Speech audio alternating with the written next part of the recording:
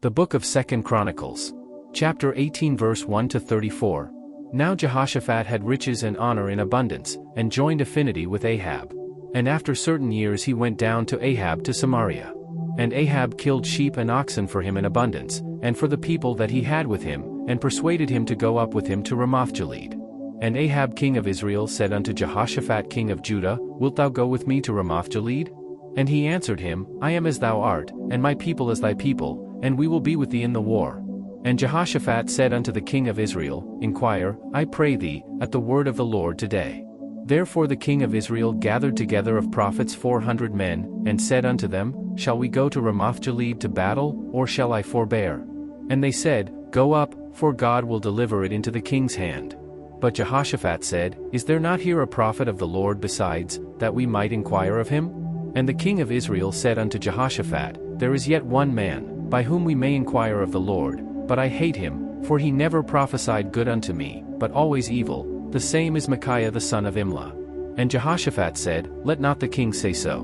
And the king of Israel called for one of his officers, and said, Fetch quickly Micaiah the son of Imlah. And the king of Israel and Jehoshaphat king of Judah sat either of them on his throne, clothed in their robes, and they sat in a void place at the entering in of the gate of Samaria, and all the prophets prophesied before them. And Zedekiah the son of Chenaanah had made him horns of iron, and said, Thus saith the Lord, With these thou shalt push Syria until they be consumed. And all the prophets prophesied so, saying, Go up to Ramoth-Gilead, and prosper, for the Lord shall deliver it into the hand of the king. And the messenger that went to call Micaiah spake to him, saying, Behold, the words of the prophets declare good to the king with one assent. Let thy word therefore, I pray thee, be like one of theirs, and speak thou good. And Micaiah said, As the Lord liveth, even what my God saith, that will I speak. And when he was come to the king said unto him, Micaiah, shall we go to Ramoth-Gilead to battle, or shall I forbear? And he said, Go ye up, and prosper, and they shall be delivered into your hand. And the king said to him, How many times shall I adjure thee that thou say nothing but the truth to me in the name of the Lord? Then he said, I did see all Israel scattered upon the mountains, as sheep that have no shepherd. And the Lord said, These have no master, let them return therefore every man to his house in peace. And the king of Israel said to Jehoshaphat, Did I not tell thee that he would not prophesy good unto me, but evil? Again he said, Therefore hear the word of the Lord. I saw the Lord sitting upon his throne, and all the host of heaven standing on his right hand and on his left. And the Lord said, Who shall entice Ahab king of Israel, that he may go up and fall at Ramoth-Gilead? And one spake saying after this manner, and another saying after that manner. Then there came out a spirit, and stood before the Lord, and said, I will entice him. And the Lord said unto him, Wherewith? And he said, I will go out, and be a lying spirit in the mouth of all his prophets. And the Lord said, Thou shalt entice him, and thou shalt also prevail, go out, and do even so. Now therefore, behold, the Lord hath put a lying spirit in the mouth of these thy prophets, and the Lord hath spoken evil against thee. Then Zedekiah the son of Chenaanah came near, and smote Micaiah upon the cheek, and said, Which way went the Spirit of the Lord from me to speak unto thee? And Micaiah said, Behold, thou shalt see on that day when thou shalt go into an inner chamber to hide thyself.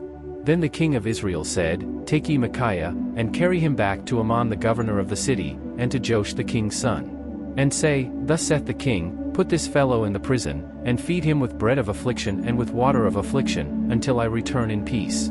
And Micaiah said, If thou certainly return in peace, then hath not the Lord spoken by me. And he said, Hearken, all ye people.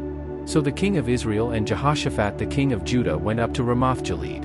And the king of Israel said unto Jehoshaphat, I will disguise myself, and will go to the battle, but put thou on thy robes. So the king of Israel disguised himself, and they went to the battle. Now the king of Syria had commanded the captains of the chariots that were with him, saying, Fight ye not with small or great, save only with the king of Israel.